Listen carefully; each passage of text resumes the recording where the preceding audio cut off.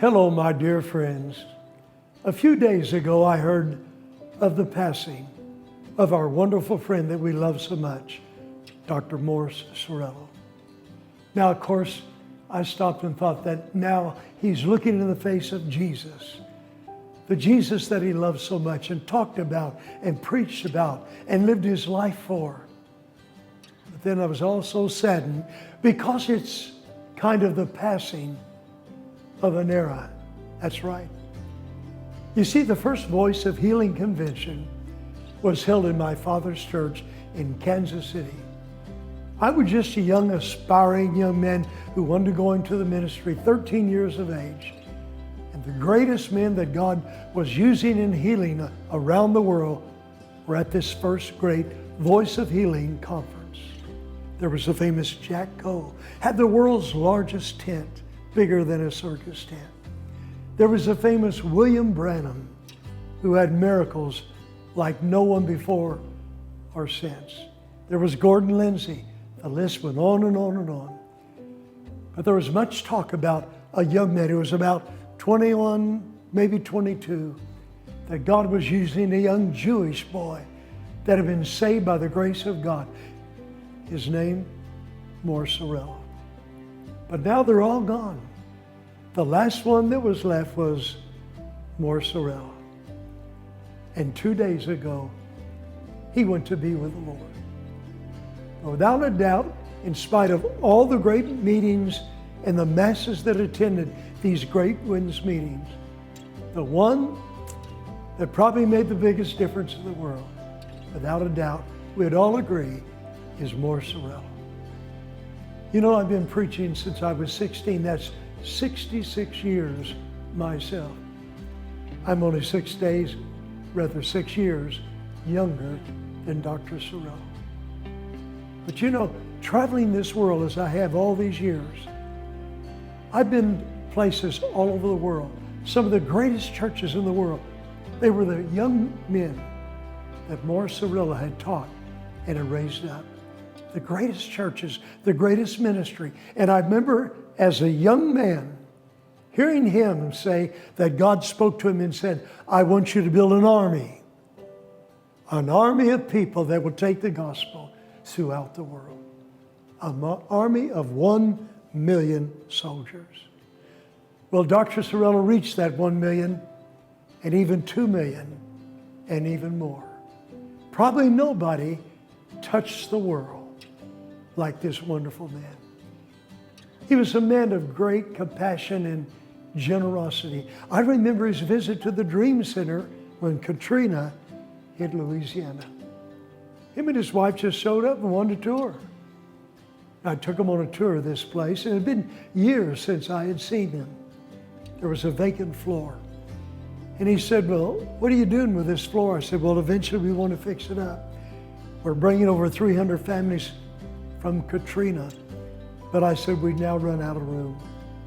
Dr. Cerullo said, well, what would it take to fix up one of these floors? I said, about $1 million. He said, I'll fix up one of these floors.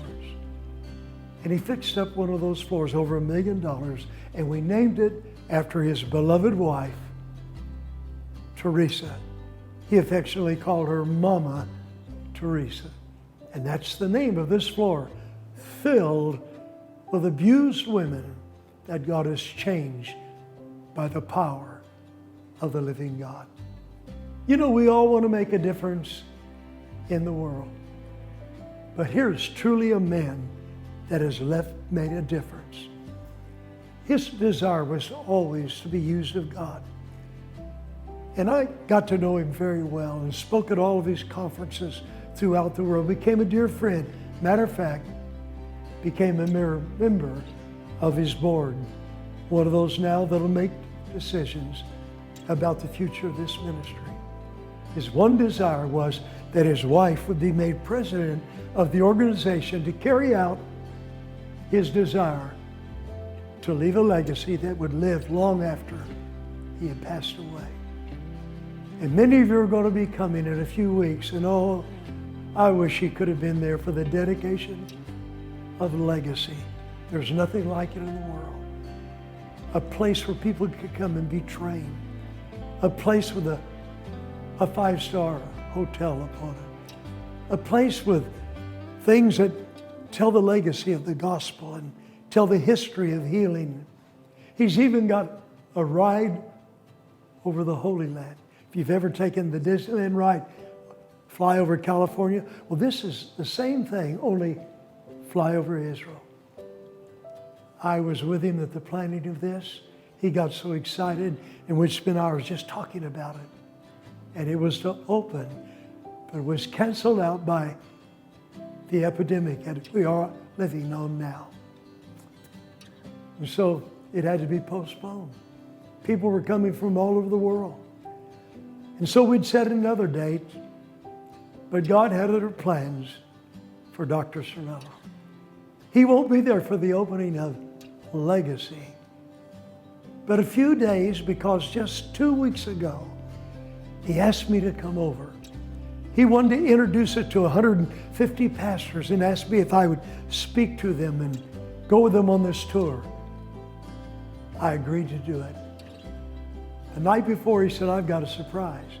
The day before, he took me through Legacy. There's nothing like it in the world. He took me on the ride to fly over all the wonderful things. And then that night, he said, Pastor, you're going to stay in one of the suites of our hotel tonight. And I'm going to stay in the other suite, the master suite. Nobody's ever stayed in the hotel. I've never stayed there. And then at night, we're going to eat in the restaurant. Nobody's ever eaten there. It was named after Mama Teresa, an Italian restaurant. And so that night, we had a wonderful meal, wonderful steak dinner.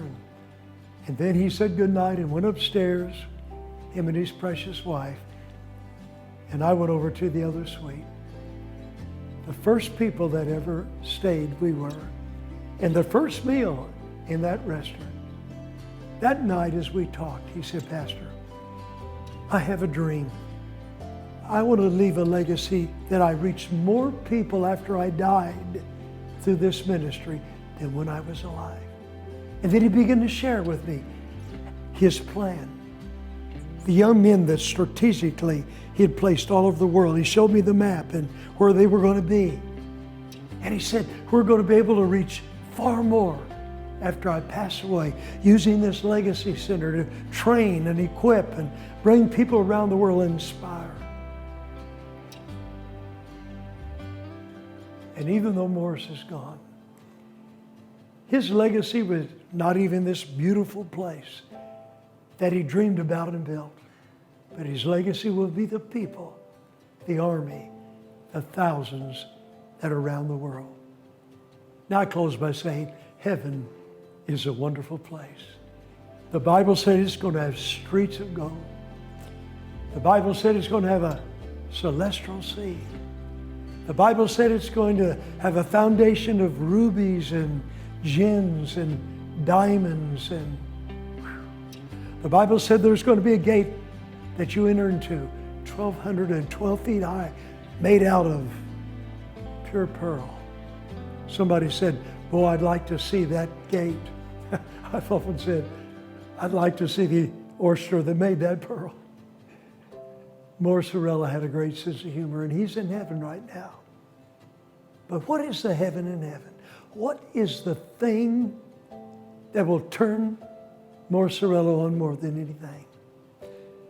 Yeah, he's gone through that gate of pearl. I'm sure he ran down that golden street. I'm sure he'd like to take a swim in that celestial sea. But they'll all have to step aside for a minute. For the Bible said, and we shall see his face.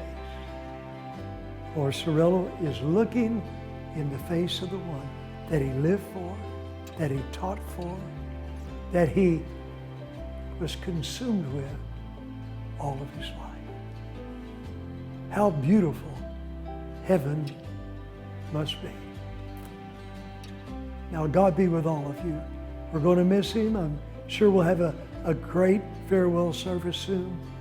But I want to take this moment to say, today let's rejoice with the man of God He's with the Father today. God bless you all.